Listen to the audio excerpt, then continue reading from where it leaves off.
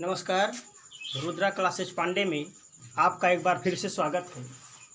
आज कक्षा 12 की इस वीडियो में फिजिक्स का पहले लेसन का नेक्स्ट पार्ट है हमारा गॉस की प्रमेय का टॉपिक है। गॉस की प्रमेय पढ़ेंगे, लेकिन गॉस की प्रमेय पढ़ने के पहले हमें 2-3 डेफिनेशन का जानना बहुत ज़रूरी है। उसके लिए सबसे पहले हम जानते हैं कि क्षेत्रफल सदिश क्या है। क्या चीज़ पढ़ेंगे सबसे पहले? क्षेत्रफल सदिश। क्षेत्रफल सदिश का मतलब होता है एरिया वेक्टर। देखिए ध्यान से, चाहे हम कहें क्षेत्रफल सदिश या चाहे कहें क्षेत्रफल वेक्टर, नहीं तो तुम्हें कहीं वेक्टर लिखा मिलेगा तो कहोगे सर ने बताया था सदिश। वेक्टर का मतलब वही सदिश है। इसको इंग्लिश में बोलेंगे एरिया वेक्टर, हिंदी में कहेंगे क्षेत्रफल सदिश। अब देखिए क्षेत्रफल सदिश क्या है। क्षेत्रफल सदिश का मतलब हुआ कि क्षेत्रफल पहले जानिए कैसी राशि है। क्षेत्रफल एक अदिश राशि है, लेकिन ये सदिश क्यों लिखा गया? गॉस की प्रमेय में क्षेत्रफल का इस्तेमाल जब होगा तो हमें क्षेत्रफल को सदिश बनाना होगा। इसीलिए क्षेत्रफल को कैसे सदिश माना जाता है उसको देखिए। माना कि एक पृष्ठ हमारा है, एक पृष्ठ हम ले लेते हैं जिस पृष्ठ का क्षेत्रफल क्या माना जाए? ए माना जाए। और इस पृष्ठ पर एक अभिलंबवत सदिश मान लेते हैं इस प्रकार से, एन। इसको मान लिया जाए क्या? सदिश एन मान लेते हैं, ठीक है। तो इसका मतलब हुआ किसी पृष्ठ के अभिलंबवत गुजरने वाला एक ऐसा सदिश। अभिलंबवत का मतलब समझते हो क्या होता है? जैसे हमारा पृष्ठ है, लंबवत का मतलब इस प्रकार से होगा, ये होगा हमारा लंबवत। तो लंबवत को इस रूप में हम दर्शा नहीं सकते, खींच नहीं सकते, तो इसको इस प्रकार से खींच देंगे। इसका मतलब ये लंबवत हो गया। किसी पृष्ठ पर क्षेत्र के लंबवत खींचा गया ऐसा सदिश जो इसके पूरे क्षेत्रफल को प्रदर्शित करे, वही क्या कहलाता है? क्षेत्रफल सदिश कहलाता है, क्षेत्रफल वेक्टर कहलाता है। जैसे ए क्या है हमारा? एरिया है। एरिया हमारा सदिश राशि है। एन क्या है? एकांक वेक्टर है, जिसको हम सदिश बोलते हैं, यूनिट वेक्टर है एन। तो जब किसी सदिश का, ध्यान देना 11th में हम पढ़े थे कि जब किसी सदिश का किसी अदिश के साथ गुणन होता है तो वह एक सदिश कहलाता है, मतलब ए हो जाएगा, ठीक। तो इसकी डिफिनीशन होगी हमारी क्षेत्रफल सदिश की कि किसी पृष्ठ के अभिलंबवत, लंबवत मतलब इस रूप में, किसी पृष्ठ के लंबवत खींचा गया ऐसा वेक्टर या ऐसा सदिश जो पृष्ठ की क्षेत्रफल को निरूपित करता है या प्रदर्शित करता है, क्षेत्रफल सदिश कहलाता है। बात समझ में आई? इसकी डिफिनेशन हम लिखेंगे, हेडिंग डालेंगे सबसे पहले क्षेत्रफल सदिश, और क्षेत्रफल सदिश के बाद उसकी डिफिनेशन नोट करेंगे। किसी पृष्ठ के अभिलंबवत खींचा गया ऐसा सदिश,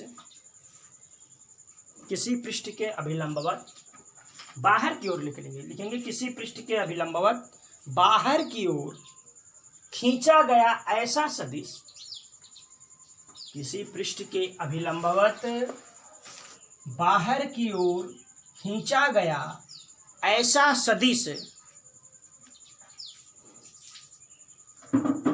जो पृष्ठ के संपूर्ण क्षेत्रफल को निरूपित करे, जो पृष्ठ के संपूर्ण क्षेत्रफल को निरूपित करे, क्षेत्रफल सदिश कहलाता है। क्षेत्रफल सदिश कहलाता है। फिर नोट करेंगे इसी में नोट करेंगे, नेक्स्ट लाइन से नोट करिएगा कि यदि किसी पृष्ठ का क्षेत्रफल ए हो, यदि किसी पृष्ठ का क्षेत्रफल ए हो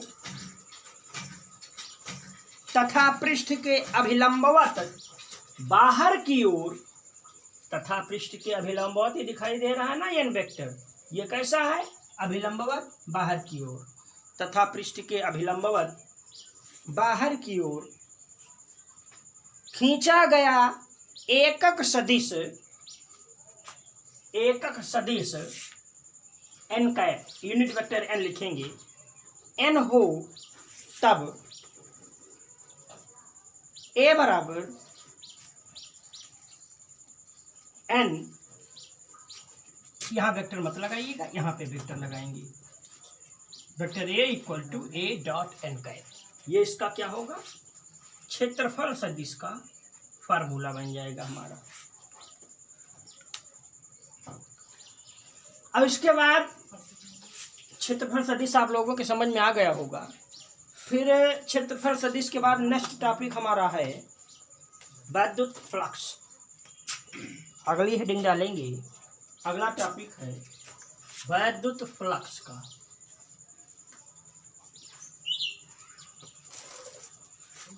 वैद्युत फ्लक्स देखेंगे क्या होता है। वैद्युत फ्लक्स का मतलब इलेक्ट्रिक फ्लक्स इसको बोलते हैं। वैद्युत फ्लक्स या इलेक्ट्रिक फ्लक्स। देखिए वैद्युत फ्लक्स होता क्या है? वैद्युत क्षेत्र में जो वैद्युत बल रेखाएं होती हैं हमारी, वो क्या होती हैं? क्षेत्र के अनुदिश होती हैं। मान लीजिए ये हमारा क्या है? वैद्युत बल रेखाएं हैं। ये इतना क्षेत्र क्या है? वैद्युत क्षेत्र है। और वैद्युत क्षेत्र में ही वैद्युत बल रेखाएं निकलेंगी। तो वैद्युत क्षेत्र में हमने किसी एक पृष्ठ को ले लिया। मान लीजिए हमारा ये एक पृष्ठ है, पृष्ठ हम मान सकते हैं। अब इस पृष्ठ से जो वैद्युत बल रेखाएं गुजर रही हैं, दिखाई दे रहा है ना, गुजर रही हैं, यही बल रेखाएं जो हैं हमारी कहलाती हैं वैद्युत फ्लक्स। बात समझ में आई? इसकी डिफिनीशन लिखेंगे कि वैद्युत क्षेत्र में स्थित, फिर डालेंगे वैद्युत फ्लक्स। उसके बाद लिखेंगे कि वैद्युत क्षेत्र में स्थित किसी पृष्ठ से होकर गुजरने वाली, किसी पृष्ठ से होकर गुजरने वाली वैद्युत बल रेखाओं की संख्या, वैद्युत बल रेखाओं की संख्या वैद्युत फ्लक्स कहलाती है। वैद्युत फ्लक्स कहलाती है।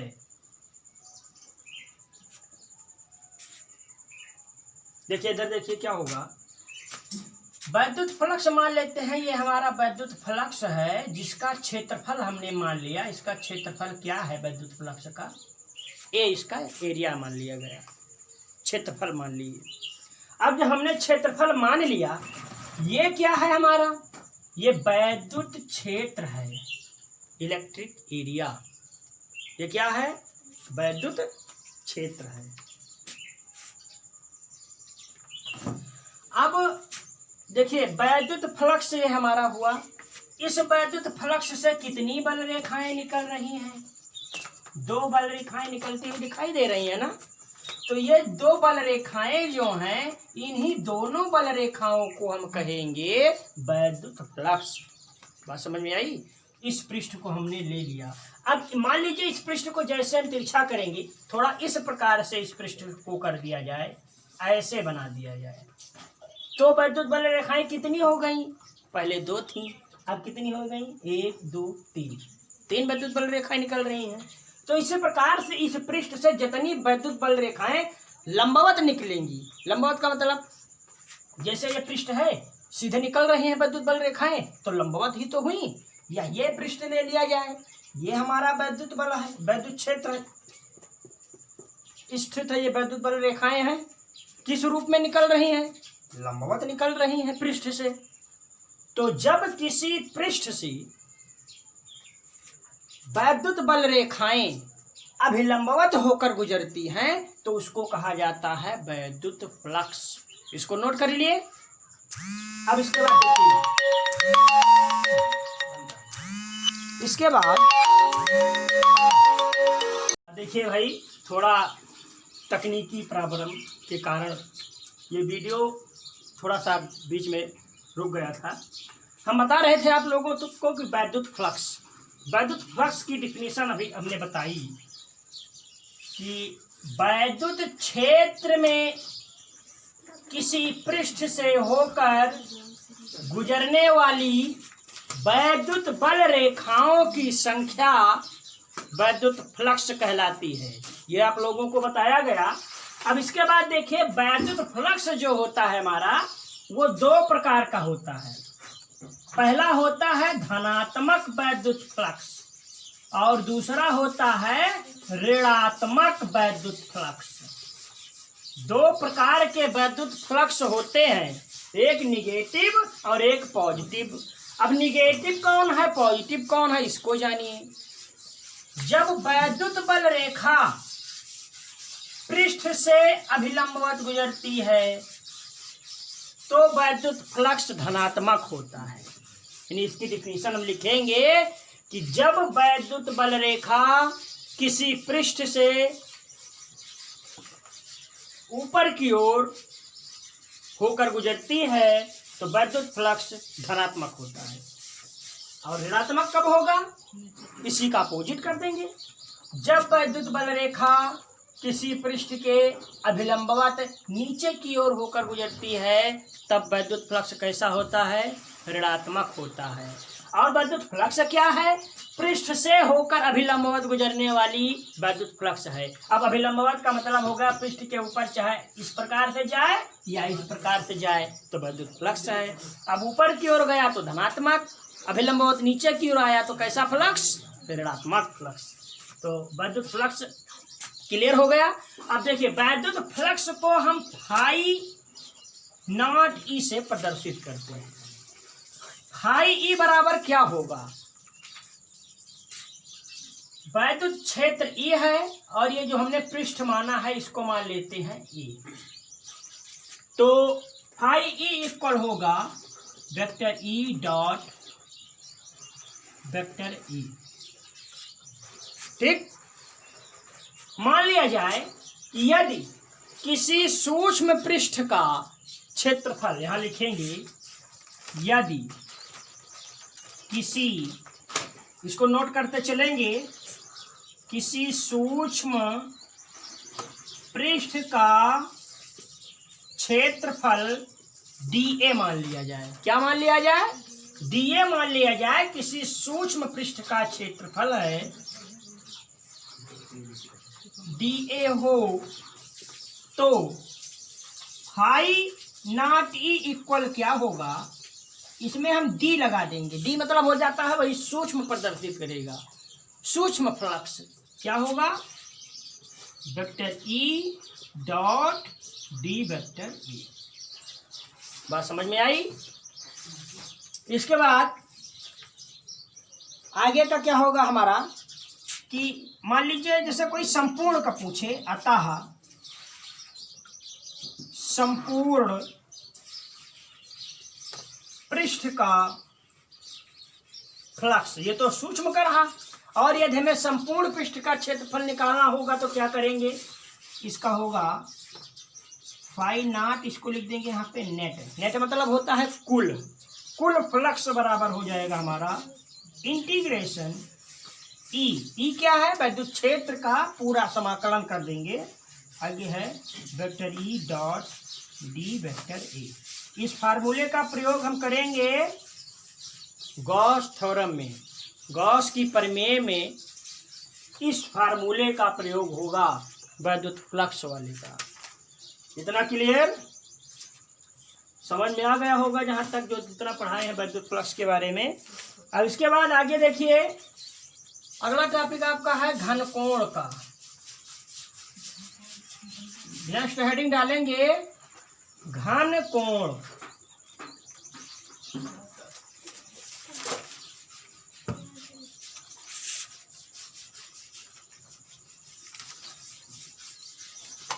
घनकोण क्या होता है, घनकोण का मतलब हुआ जैसे मान लीजिए हमारा कोई पृष्ठ है।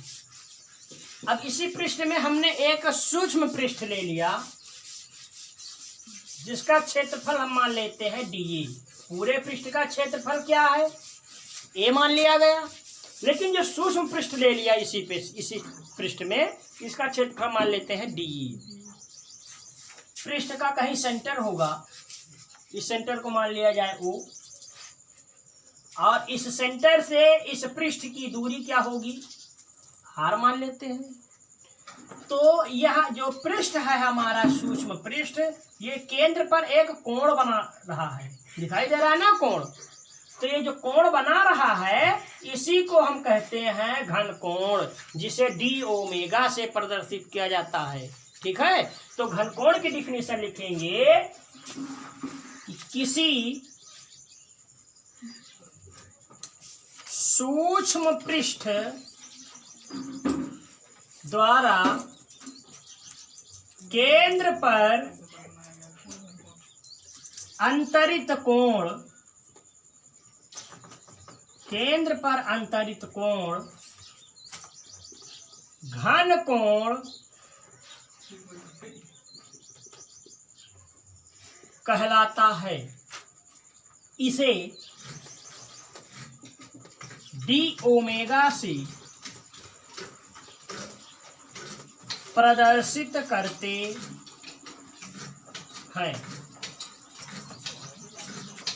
इसका फार्मूला लिख लेंगे, d ओमेगा इक्वल, इसको रफ कर दे तब बताएंगे, d ओमेगा इक्वल होगा dA बाई R। ये R क्या है, दूरी है। d ओमेगा क्या है, घन कोण है। dA क्या है, देखिए ध्यान से, कोण की डिफिनीशन कैसे निकालते हैं। कोण बराबर होता है चाप बटे त्रिज्या। तो चाप क्या है, ये जो सूक्ष्म अवयव है dA, जिसका क्षेत्रफल क्या है, dA है, यही हमारा चाप हो जाएगा dA। और बटे चाप बटे त्रिज्या, त्रिज्या मतलब ये रेडियस, इसको हमने क्या माना है, R माना है। तो d ओमेगा बराबर dA बाई R स्क्वायर। अब संपूर्ण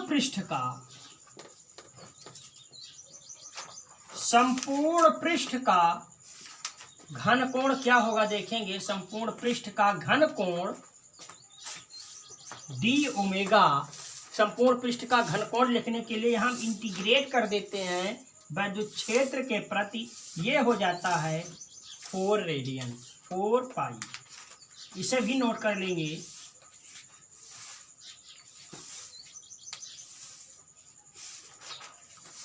इसका मात्रक नीचे लिखेंगे हम, इसका मात्रक स्टेरेडियन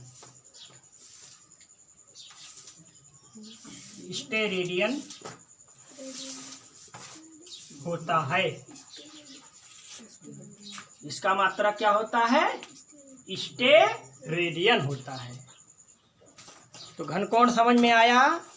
देखिए, घन कोण, विद्युत फ्लक्स, क्षेत्रफल वेक्टर आज के इस वीडियो में बताया गया। और यदि आप लोगों को हमारा यह वीडियो पसंद आया हो तो हमारे इस चैनल को सब्सक्राइब करिए और वीडियो को लाइक करिएगा। अच्छा, और यदि प्रसन्न आया हो आप लोगों को, आप लोग प्रसन्न हो हमारे इस वीडियो से, तो अपने दोस्तों में शेयर करिए। इसका अगला टॉपिक लेकर के हम कल आप लोगों के सामने फिर आएंगे। तब तक के लिए गुड बाय।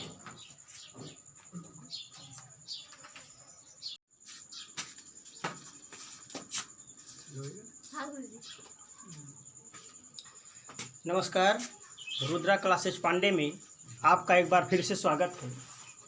आज कक्षा 12 की इस वीडियो में फिजिक्स का पहले लेसन का नेक्स्ट पार्ट है हमारा गॉस की प्रमेय का टॉपिक है। गॉस की प्रमेय पढ़ेंगे, लेकिन गॉस की प्रमेय पढ़ने के पहले हमें 2-3 डेफिनेशन का जानना बहुत ज़रूरी है। उसके लिए सबसे पहले हम जानते हैं कि क्षेत्रफल सदिश क्या है। क्या चीज पढ़ेंगे सबसे पहले? क्षेत्रफल सदिश। क्षेत्रफल सदिश का मतलब होता है एरिया वेक्टर। देखिए ध्यान से, चाहे हम कहें क्षेत्रफल सदिश या चाहे कहें क्षेत्रफल वेक्टर, नहीं तो तुम्हें कहीं वेक्टर लिखा मिलेगा तो कहोगे सर ने बताया था सदिश। वेक्टर का मतलब वही सदिश है। इसको इंग्लिश में बोलेंगे एरिया वेक्टर, हिंदी में कहेंगे क्षेत्रफल सदिश। अब देखिए क्षेत्रफल सदिश क्या है। क्षेत्रफल सदिश का मतलब हुआ कि क्षेत्रफल पहले जानिए कैसी राशि है। क्षेत्रफल एक अदिश राशि है, लेकिन ये सदिश क्यों लिखा गया? गॉस की प्रमेय में क्षेत्रफल का इस्तेमाल जब होगा तो हमें क्षेत्रफल को सदिश बनाना होगा। इसीलिए क्षेत्रफल को कैसे सदिश माना जाता है उसको देखिए। माना कि एक पृष्ठ हमारा है, एक पृष्ठ हम ले लेते हैं जिस पृष्ठ का क्षेत्रफल क्या माना जाए? ए माना जाए। और इस पृष्ठ पर एक अभिलंबवत सदिश मान लेते हैं इस प्रकार से, एन। इसको मान लिया जाए क्या? सदिश एन मान लेते हैं, ठीक है। तो इसका मतलब हुआ किसी पृष्ठ के अभिलंबवत गुजरने वाला एक ऐसा सदिश। अभिलंबवत का मतलब समझते हो क्या होता है? जैसे हमारा पृष्ठ है, लंबवत का मतलब इस प्रकार से होगा, ये होगा हमारा लंबवत। तो लंबवत को इस रूप में हम दर्शा नहीं सकते, खींच नहीं सकते, तो इसको इस प्रकार से खींच देंगे। इसका मतलब ये लंबवत हो गया। किसी पृष्ठ पर क्षेत्र के लंबवत खींचा गया ऐसा सदिश जो इसके पूरे क्षेत्रफल को प्रदर्शित करे, वही क्या कहलाता है? क्षेत्रफल सदिश कहलाता है, क्षेत्रफल वेक्टर कहलाता है। जैसे ए क्या है हमारा? एरिया है, एरिया हमारा सदिश राशि है। एन क्या है? एकांक वेक्टर है जिसको हम सदिश बोलते हैं, यूनिट वेक्टर है एन।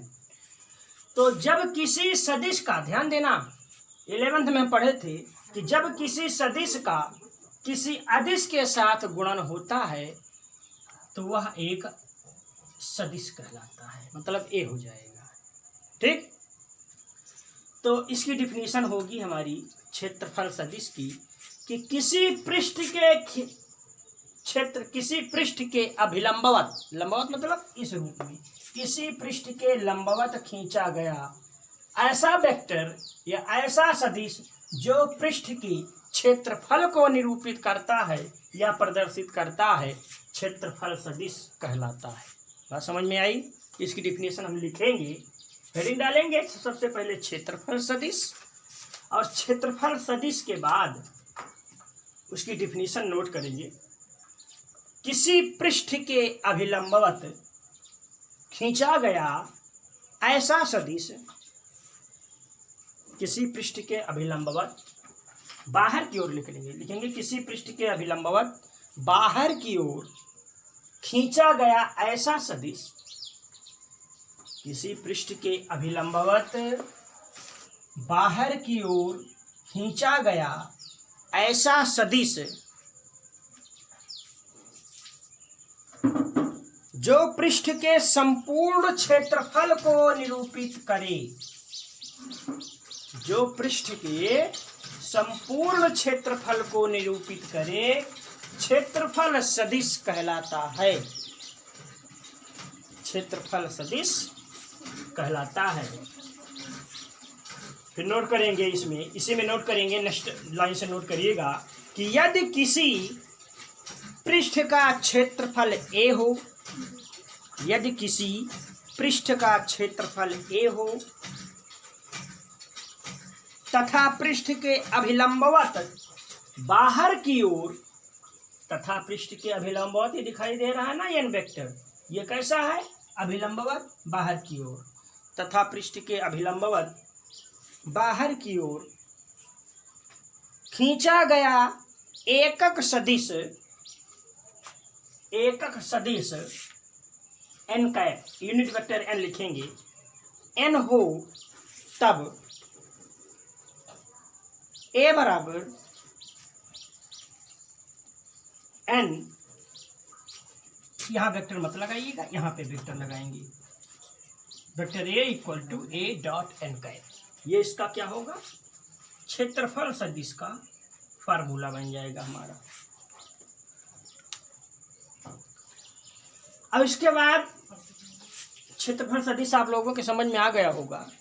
फिर क्षेत्रफल सदिश के बाद नेक्स्ट टॉपिक हमारा है वैद्युत फ्लक्स। अगली हेडिंग डालेंगे, अगला टॉपिक है वैद्युत फ्लक्स का।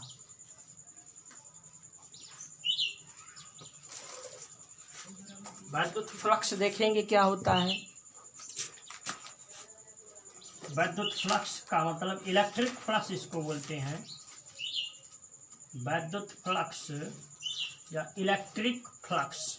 देखिए वैद्युत फ्लक्स होता क्या है, वैद्युत क्षेत्र में जो वैद्युत बल रेखाएं होती हैं हमारी, वो क्या होती हैं, क्षेत्र के अनुदिश होती हैं। मान लीजिए ये हमारा क्या है, वैद्युत बल रेखाएं हैं। ये इतना क्षेत्र क्या है, वैद्युत क्षेत्र है। और वैद्युत क्षेत्र में ही वैद्युत बल रेखाएं निकलेंगी। तो वैद्युत क्षेत्र में हमने किसी एक पृष्ठ को ले लिया। मान लीजिए हमारा यह एक पृष्ठ है, पृष्ठ हम मान सकते हैं।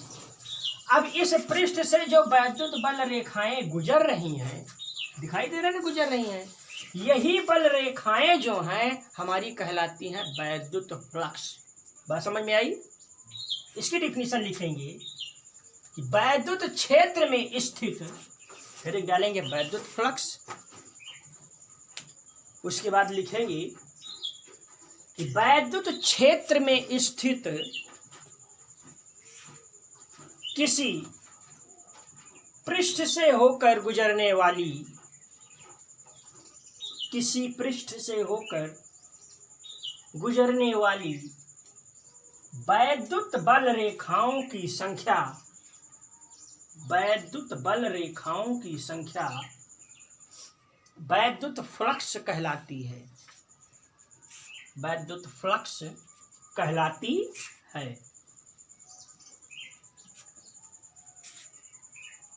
देखिए इधर देखिए क्या होगा, वैद्युत फ्लक्स मान लेते हैं, ये हमारा वैद्युत फ्लक्स है जिसका क्षेत्रफल हमने मान लिया। इसका क्षेत्रफल क्या है वैद्युत फ्लक्स का, ए इसका एरिया मान लिया गया, क्षेत्रफल मान लिए। अब जब हमने क्षेत्रफल मान लिया, ये क्या है हमारा, ये वैद्युत क्षेत्र है, इलेक्ट्रिक एरिया। ये क्या है, वैद्युत क्षेत्र है। अब देखिए वैद्युत फ्लक्स ये हमारा हुआ। इस वैद्युत फ्लक्स से कितनी बल रेखाएं निकल रही हैं, दो बल रेखाएं निकलती हुई दिखाई दे रही है ना। तो ये दो बल रेखाएं जो हैं, इन्हीं दोनों बल रेखाओं को हम कहेंगे वैद्युत फ्लक्स। बात समझ में आई। इस पृष्ठ को हमने ले लिया। अब मान लीजिए इस पृष्ठ को जैसे हम तिरछा करेंगे, थोड़ा इस प्रकार से इस पृष्ठ को कर दिया जाए, ऐसे बना दिया जाए, तो वैद्युत बल रेखाएं कितनी हो गई, पहले दो थी, अब कितनी हो गई, 1 2 3, 3 वैद्युत बल रेखाएं निकल रही हैं। तो इसी प्रकार से इस पृष्ठ से जितनी वैद्युत बल रेखाएं लंबवत निकलेंगी, लंबवत का मतलब जैसे ये पृष्ठ है सीधे निकल रही हैं वैद्युत बल रेखाएं, तो लंबवत ही तो हुई। या ये पृष्ठ ले लिया जाए, ये हमारा वैद्युत बल है, वैद्युत क्षेत्र है, स्थित है, ये वैद्युत बल रेखाएं हैं, किस रूप में निकल रही हैं, लंबवत निकल रही हैं पृष्ठ से। तो जब किसी पृष्ठ से वैद्युत बल रेखाएं अभिलंबवत होकर गुजरती हैं, तो उसको कहा जाता है वैद्युत फ्लक्स। इसको नोट कर लिए। अब इसके बाद देखिए, इसके बाद